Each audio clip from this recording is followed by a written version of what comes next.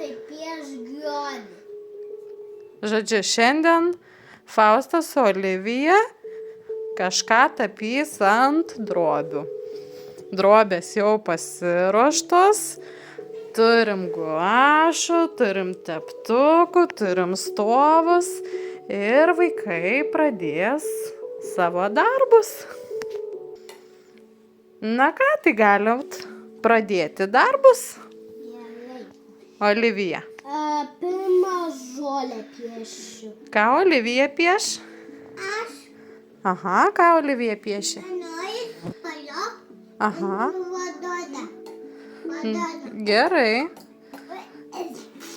Nu, tai ne pirštuką kiško, teptuką.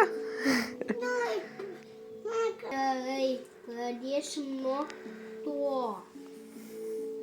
Nedidelis. Pradėsim nuo taip. Va taip. Kas čia gavosi? Namuks. Tu, Faustai, gausi pasakyti, kas čia gavosi. Gerai.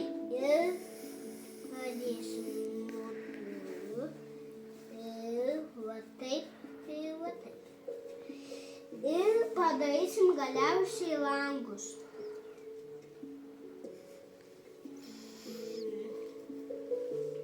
Va. Va. Gerai. Pradėsim dar sniegas kris. O pirmą reikia nupiešti dangų. Va. Parodyk mane. Nu, vaikučiai, nupiešiu dabar pirmą to.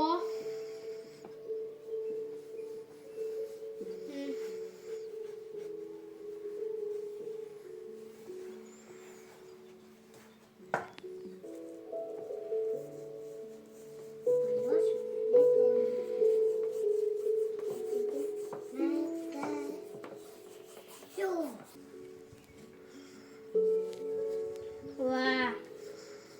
Gerai. Jis nuplaunam spalvus, o dabar su balta. Tiek čia yra Dievo namas, auklėtoja. Ir kai ką norėčiau tau parodyti. Jeigu piešit šaulėlį, visada pasirinkite spalvą, kokį norite. Ir biškį to. Va taip, truputį va čia ir va čia. Va čia. Dievo namas prieš kelis amžius kažkaip susprogo. Tai čia bažnyčia? Taip. Viena iš tų, kurios paseno. Pasenusi bažnyčia. Na, mamytė nupiešė saulėlydį. O ką Olivija nupiešė? Kas čia yra? Kas čia yra? Piešė Olivija, jo. Tai va, tokia ta mūsų veikla.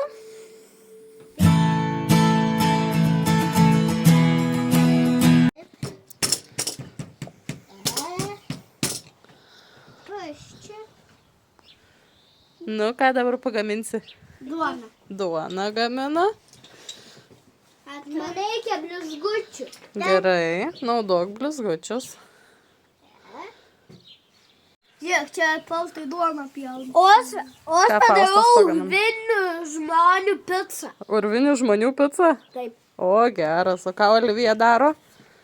Pica? Irgi pizzą daro? Urvinių žmonių pica. Nu, gerai, gaminkit. Pica.